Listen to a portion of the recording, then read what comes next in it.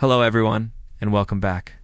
In this video, I'll show you how to turn any 2D illustration into a photorealistic 3D model using free AI tools in 22.5. First, open your browser and go to a free AI 3D generator site. A great option is ClipDrop by Stability AI. Just search for it online. Once you're on the site, look for the Image to 3D tool.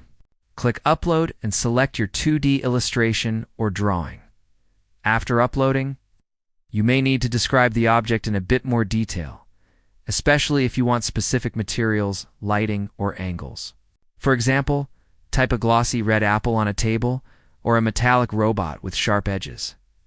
Next, pick high detail for the best quality and make sure Photorealistic is selected. Click the Generate button. The AI will process your image. This can take a minute or two depending on the complexity once it's done.